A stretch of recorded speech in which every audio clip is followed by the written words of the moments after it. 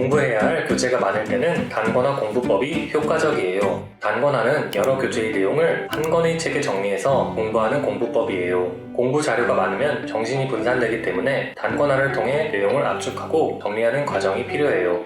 단권화에서 가장 중요한 것은 기본서를 선정하는 것이에요. 기본서를 어떤 교재로 정하는지에 따라서 정리 방법, 소요 시간 등이 달라질 수 있기 때문이에요. 기본서는 교과서, 문제집, 서브노트 등 여러 교재 중 자신에게 적합한 곳으로 고르면 돼요. 또 단권화 과정에서 미처 정리하지 못한 내용을 보충하기 위해 질문, 학습 짚풀기 등과 같이 자신만의 보충 방안을 만들어 놓아야 해요.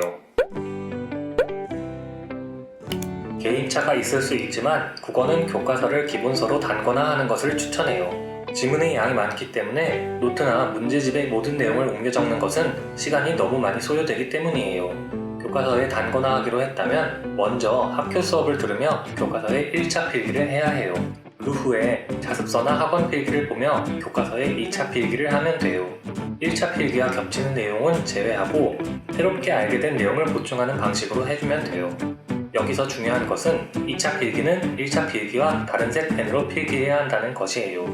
마지막으로 3차 필기는 문제집이나 학습지의 선지를 통해 알게 된 내용을 교과서에 필기하는 거예요. 3차 필기는 문제를 풀어나가면서 다시 지문을 보충하는 필기예요.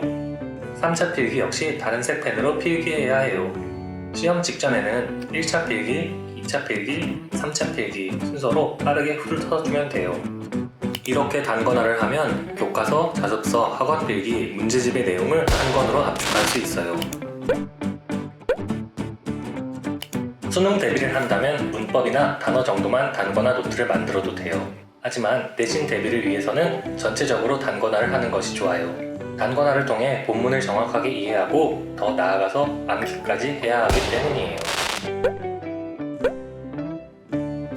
영어도 교과서를 기본서로 단권화하는 것을 추천해요. 영어 같은 경우에는 1차 필기 전에 스스로 본문을 읽으며 끊어읽기, 모르는 단어, 모르는 구문을 체크하는 시간이 필요해요.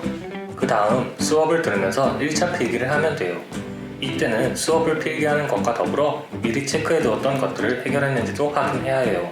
끊어읽기를 잘했는지, 체크한 단어와 구문을 파악했는지 꼼꼼히 확인해야 해요. 2차 필기는 자습서나 학원 필기를 참고해서 부족한 내용을 보충하는 방식으로 필기하면 돼요. 문제집이나 학습지를 통한 3차 필기는 굳이 하지 않아도 돼요.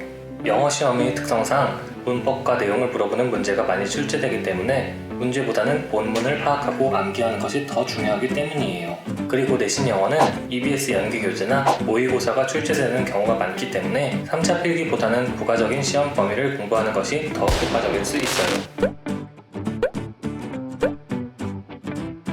본문과 필기를 모두 꼼꼼히 암기하기 위해서는 필기가 하나도 없는 새 본문을 준비하세요. 단권화 작업을 한 교과서를 덮고 새 본문 위에 그대로 필기를 옮겨보는 거예요. 새 본문에 필기를 모두 옮겼다면 단권화한 교과서의 필기와 비교하며 채점해보세요.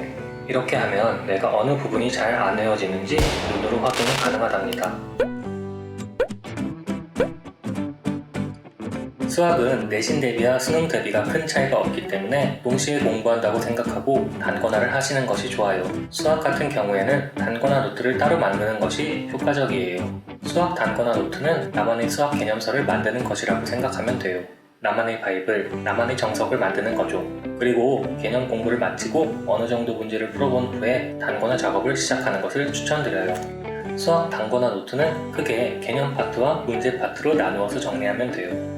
개념 파트에서는 개념을 내가 이해한 대로 노트에 다시 정리하면 돼요. 개념을 정리할 때는 단원별로 나누어서 꼼꼼하게 해야 해요.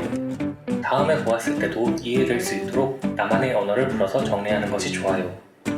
각 개념 아래에 간단한 예제와 풀이를 적어두면 이해도를 높일 수 있어요.